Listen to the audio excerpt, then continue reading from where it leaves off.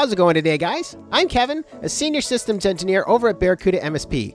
I specialize in the email product portfolio, including the Cloud Archiver and the Cloud-to-Cloud Backup. Today's video is showcasing the difference between a backup solution and an archiving solution to draw the line and show why would I get one over the other, what is the difference between the two, and what am I really doing here with these.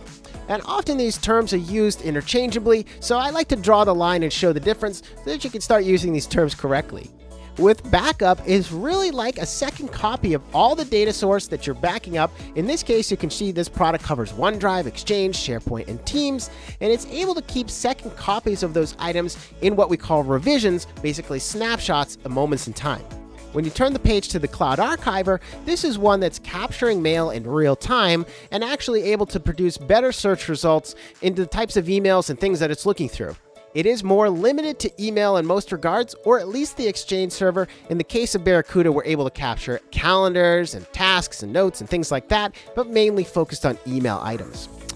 Starting with the Cloud-to-Cloud Backup, you're able to capture things on a once-a-day snapshot. With this particular product, it's basically capturing things for all the individuals within this data source, Exchange here in this case, so that I can go through and bring things back to light, back into the place that they came from my copy that I have here.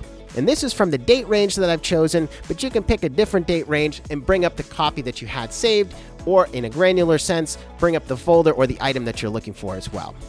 And this offers a way for me to have just a backup, as it's named, and a copy of everything that I can bring back into light in my database so that if I ever needed to, I could recover something in the case of accidental deletion, crypto locking, or any kind of use case scenario where I need to bring something back.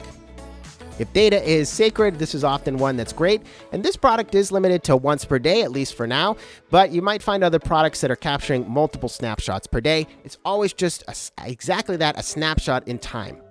When you turn the page to the Archiver, it's different in its goal as it's looking for things, it's more built for compliance, but it is also different in the way that it is ingesting the emails.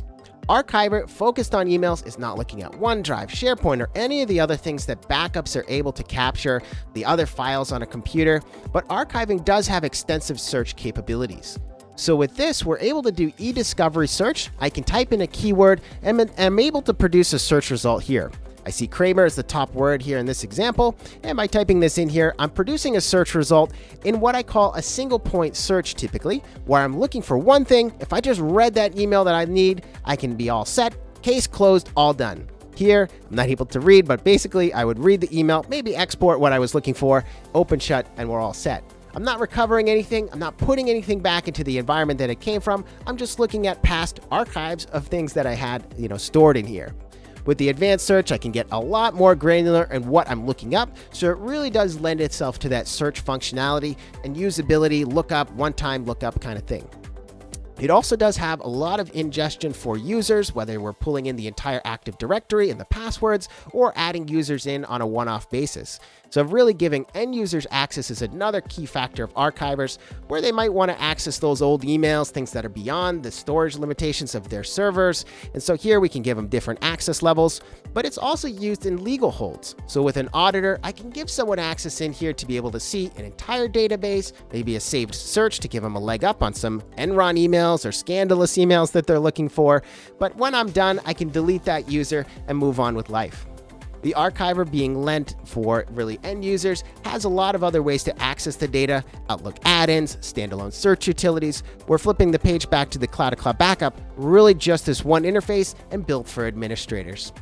I hope you enjoyed today's episode and it brought to light some of the differences between Cloud-to-Cloud Backup and Cloud Archiver. Have a great day.